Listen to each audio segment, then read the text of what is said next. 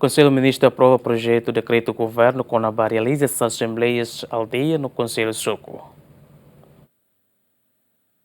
Liu-se reunião Conselho Ministro quarta, governo aprova projeto decreto governo com a realização Assembleia Aldeia no Conselho Suco e a âmbito procedimento eleição líder comunitários nebe apresenta o Ministro da Administração Estatal Tomás do Rosário Cabral diploma de cumpre saída maktemi artigo sianul resin rua o lei número sia bararing rosan resinen lorong valu fulan julho. Diploma cumpre saída maktemi artigo 92 lei número 9 2016 o processo de eleição para líder comunitário sira Liu ia suku sanulo Racing Lima nebe nessa aldeia o conselho do suku sira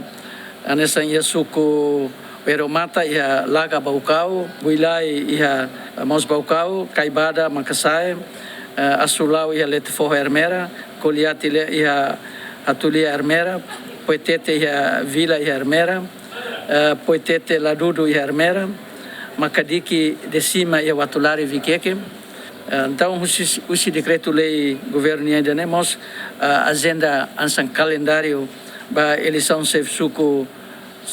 Maduro Lauteng nian la começa la clo Manatutu Ilheu Manatutu Vila no Poetete Hermera. Conselho Suku Sira halau sorumuti halorong sanulu fulan Janeiro tinang riuroron resin lima hodihili membro Sira ba mesa elektoral no simu kandidato ba Sef Suku Assembleia Aldea Sira sei halau i halorong ron resin lima fulan Janeiro riuroron resin lima hodihili membro mesa elektoral apresenta no vota candidatura Sira ba delegado Conselho Suku Sefi Aldea no Sef Suku Sira além de halau contagem no verificação inicial ba resultado Sira no mos analisa ba recurso nebe iha relação ho decisão eleição nian kari klaya candidato Sef Suku nebe makhetan voto válido liu metade nebe fosai Assembleia Aldea Sira sei hasoro malu podi hala votação da rua que lorong sanulu fulan fevereiro tinang riuroron resin lima Conselho Suku Sira sei hasoro malu e lorong ron resinen fulan Janeiro riuroron resin lima podi acompanha apuramento final ba resultado eleição Sef Suku Sira decide com ba recurso ruma no fosai resultado final kari que acontece votação da rua sei hala reunião fong e lorong san resin da fulan fevereiro tinang riuroron resin lima ba objetivo nebe hanesan ba vota da rua nian